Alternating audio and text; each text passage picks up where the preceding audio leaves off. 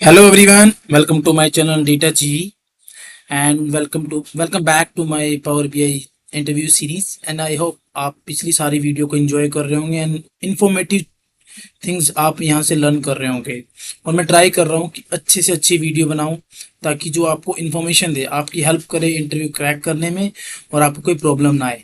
तो आज हम स्टार्ट कर रहे हैं पावर बीआई इंक्रीमेंटल रिफ्रेश कि पावर बीआई के अंदर इंक्रीमेंटल रिफ्रेश क्या होता है, वो कैसे काम करता है, उसका क्या फ़ायदा होता है, क्या नुकसान होते हैं, उसको कब लगाना चाहिए कब नहीं लगाना चाहिए और उसके लिए क्या रिक्वायरमेंट होती है, क्या हम इसके अंदर कर सकते हैं। तो आज हम स्टार्ट करने वाले वीडियो, तो लेट्स स्टार्ट द वीडियो। सो सबसे पहले हम डिस्कस करेंगे कि इंक्रीमेंटल रिफ्रेश होता क्या है।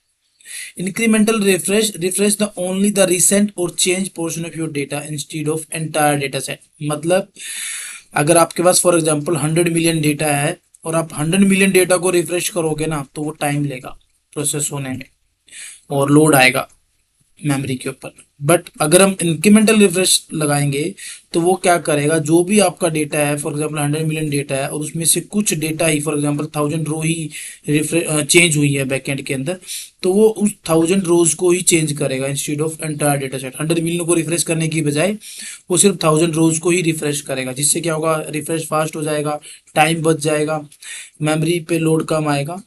तो ये होता है। तो इंक्रीमेंटल रिफ्रेश काम कैसे करता है, उसके अंदर हम दो पार्ट होते हैं, एक होता है हिस्टोरिकल पार्टीशन, दूसरा होता है रिफ्रेश विंडो, कि हमें कितना डेटा हिस्टोरिकल पार्टीशन के अंदर रखना है, आर्काइव करना है डेटा को, जो टच नहीं होगा उसको, वो सिर्फ वहाँ पे रहे एज इट इज रहेगा। रिफ्रेश विंडो को आप डिफाइन कर सकते हो कि आपको कितने दिन का डेटा आपको रिफ्रेश करना है, 1 डे का करना है, 2 डे का करना है, या फिर 1 मंथ का करना है, 6 मंथ का करना है, उसमें आप कर सकते हो।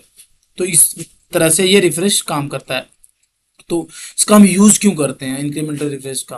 इंक्रीमेंटल का यूज़ हम मोस्टली लार्ज डेटा सेट के ऊपर काम यूज़ करते हैं, क्योंकि large data set for example मैंने 100 मिलियन का आपको एग्जांपल दिया, 100 मिलियन डेटा होगा, अगर वो रिफ्रेश हो रहा है हर बार तो वो मे बी 1 आवर 2 आवर या 6 आवर ऐसे टाइम लेगा। तो अगर हम उस पर इंक्रीमेंटल रिफ्रेश लगा देंगे तो छोटा सा डेटा रिफ्रेश होना होगा, फॉर एग्जांपल 1000 रो हैं या 1 लाख रोज हैं, तो वही रिफ्रेश होंगी जो फास्ट हो जाएगा और मेमोरी के ऊपर प्रेशर कम आएगा, स्केलेबिलिटी अच्छी होगी, रिफ्रेश फेल होने के चांसेस कम रहेंगे, क्योंकि अगर आप इंक्रीमेंटल रिफ्रेश लगा रहे हो तो। उसके बाद आपके पास प्री रिक्वायरमेंट क्या चाहिए इंक्रीमेंटल रिफ्रेश लगाने के लिए, आपको प्री रिक्वायरमेंट होनी चाहिए कि आपके पास ये चीज़ होनी चाहिए। सबसे पहले आपके डेटा सेट के अंदर डेट टाइम कॉलम होना चाहिए, ये मैंडेटरी है। दूसरा, आपको RDBMS डेटा सोर्स से कनेक्ट करना पड़ेगा जहां पे क्वेरी फोल्डिंग सपोर्ट करता हो, तभी आपका इंक्रीमेंटल रिफ्रेश लगेगा। उसके बाद आपको पैरामीटर क्रिएट करने हैं, पैरामीटर का नाम range start and range and से आपको करना पड़ेगा। उसके बाद आपको जो पैरामीटर आपने क्रिएट करे हैं वो पर्टिकुलर टेबल के ऊपर जाके फिल्टर लगाना पड़ेगा range start and range and से, एंड आपको चेक करना कि क्वेरी फोल्डिंग सपोर्ट हो रही है कि नहीं हो रही है। तो ये सारे प्री रिक्विजिशन है इंक्रीमेंटल रिफ्रेश लगाने के लिए। और उसके बाद इसका बेनिफिट क्या है, इंक्रीमेंटल रिफ्रेश लगाने का बेनिफिट क्या है, हम कैसे इसको मतलब क्या बेनिफिट होता है हमें इससे लगाने से। तो इससे देखिए, एक तो आपका जो रिफ्रेश टाइम बहुत कम हो जाएगा, ऑलमोस्ट 90% कम हो जाएगा। रिसोर्स यूजेज भी कम हो जाएगी। पहले 100 मिलियन डेटा रिफ्रेश होना, अब सिर्फ 1000 रोज रिफ्रेश होने, तो बहुत फर्क पड़ जाएगा। ठीक है, बेटर यूजर एक्सपीरियंस मिलेगा, एफिशिएंसी इंक्रीज होगी, रिपोर्ट ऑप्टिमाइजेशन होगी, रिपोर्ट फेलियर के चांस कम हो जाएंगे। ये बहुत सारे बेनिफिट हैं इंक्रीमेंटल रिफ्रेश के। फिर कुछ डिसएडवांटेज भी हैं। आपको देखो, इंक्रीमेंटल रिफ्रेश लगाने के लिए आपको पैरामीटर फिल्टरिंग वगैरह करनी पड़ेगी, जो वन टाइम एक्टिविटी है। क्वेरी फोल्डिंग पे डिपेंडेंसी रहेगी, अगर आपका टेबल क्वेरी फोल्डिंग, आपका जो सोर्स है क्वेरी फोल्डिंग कर रहा है, तभी आप ये लगा पाओगे, वरना नहीं लगा पाओगे। और थर्ड इसका क्या है, लेट चेंजेस ट्रिकी, मतलब आपने फॉर एग्जांपल आर्काइव डेटा कर दिया 3 साल का 2 साल का जो भी है, और रिफ्रेश विंडो 1 मंथ की रख दी।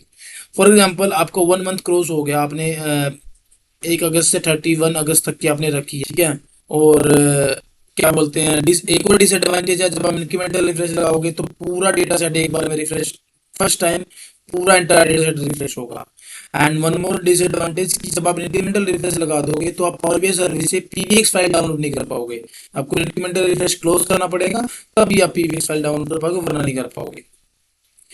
उसके बाद हम इम्प्लीमेंट कैसे करेंगे इंक्रीमेंटल रिफ्रेश को, कैसे हम इसको लगा सकते हैं। तो जैसे कि मैंने बताया आपको, इंक्रीमेंटल रिफ्रेश लगाने के लिए पैरामीटर क्रिएट करने पड़ेंगे। पहले range start and range and से पैरामीटर, फिर टेबल को फिल्टर करना पड़ेगा, फिर आपको चेक करना पड़ेगा क्वेरी फोल्डिंग सपोर्ट हो रही है कि नहीं हो रही। फिर उसके बाद आपको इंक्रीमेंटल रिफ्रेश कॉन्फ़िगर करना पड़ेगा, कितने दिन के लिए आपको चाहिए, कितना डेटा आप आर्काइव कर रहे हो, कितने रिफ्रेश विंडो कर रहे हो। फिर उसको पावर बीआई सर्विस में आपको लगाना पड़ेगा। तो ये चीज़ें आपको करनी पड़ेगी। अब मैं आपको आगे बताने वाला हूँ कि आप एक्चुअल में इम्प्लीमेंट कैसे करोगे इंक्रीमेंटल रिफ्रेश इन पावर बीआई, आपको कैसे लगाना है। मैं आपको पावर बीआई डेस्कटॉप में करके दिखा रहा हूँ। तो लेट्स गो देयर। अब हम पावर बीआई डेस्कटॉप के अंदर आ गए हैं। यहाँ पे मैं आपको बताता हूँ कि पावर इंक्रीमेंटल रिफ्रेश कैसे लगाना है। तो सबसे पहले हमें यहाँ पे पैरामीटर क्रिएट करने पड़ेंगे। मैंने आपके लिए पैरामीटर ऑलरेडी क्रिएट कर दिए हैं, बट फिर भी मैं आपको बताता हूँ कि आपको कैसे करने हैं। आपको ट्रांसफॉर्म डेटा के अंदर आना है। जैसे ही आप ट्रांसफॉर्म डेटा के अंदर आओगे, it is taking time, I don't know. या अब आप ट्रांसफॉर्म डेटा के अंदर आ चुके हो। मैंने यहाँ पे पैरामीटर क्रिएट कर दिए हैं, देखो range start and range and already. But मैं आपको बता देता हूँ कि कैसे क्रिएट करना है। आप मैनेज पैरामीटर में जाओगे, यहाँ पे न्यू पैरामीटर करोगे। तो आप जैसे ही पैरामीटर करोगे, यहाँ पे विंडो पॉपअप होगी। ये मैंने ऑलरेडी क्रिएट कर दिया, बट अगर आपको नया क्रिएट करना है तो आपको यहाँ पे पैरामीटर का नाम देना रेंज स्टार्ट, और दूसरे के लिए रेंज एंड। और यहाँ पे टाइप वैल्यू में आपको डेट एंड टाइम देना है, नॉट ओनली डेट। आपको डेट एंड टाइम बोथ देना पड़ेगा, तभी ये काम करेगा। अगर ओनली डेट दोगे तो ये काम नहीं करेगा। ठीक है, उसका वैल्यू दे सकते हो आप, जो वैल्यू है। फॉर एग्जांपल आप डेट एंड टाइम दे रहे हो, ठीक है। और यहाँ पे आप दे सकते हो कि डेट कब से स्टार्ट होना चाहिए। फॉर एग्जांपल आप, तो सेम एज रेंज एंड के लिए आप दे सकते हो। अब यहाँ पर रेंज एंड के लिए मैंने दे रखा है, तो यहाँ पे मैं कर देता हूँ 2026, और आज की डेट डाल देता हूँ। कितनी है आज? 26 है और 8। ठीक है, उसके बाद आपको फिल्टर करना है। अब देखो, आपको बस डेट टाइम कॉलम होना चाहिए, तो उसको फिल्टर करने के लिए हमारे पास ये डेट टाइम ट्रांजैक्शन डेट नाम का बिटवीन में, फिर आप जैसे ही आप इस पर क्लिक करोगे, एक और विंडो पॉपअप होगी। ठीक है, आफ्टर और इक्वल टू एंड बिफोर और इक्वल टू, किसके बाद और इसके इक्वल होना चाहिए। तो यहाँ पे आपके पास ऑप्शन आएगा पैरामीटर, पैरामीटर सेलेक्ट करोगे। फिर यहाँ पे आएगा रेंज स्टार्ट, यहाँ पे फिर पैरामीटर, यहाँ पे रेंज एंड कर सकते हो आप। और जैसे ये करोगे तो डेटा फिल्टर हो जाएगा आपके पास जो और टेबल्स के थ्री डॉट्स के ऊपर क्लिक करोगे तो यहाँ पे ऑप्शन आएगा इंक्रीमेंटल रिफ्रेश, एक नई विंडो पॉपअप होगी।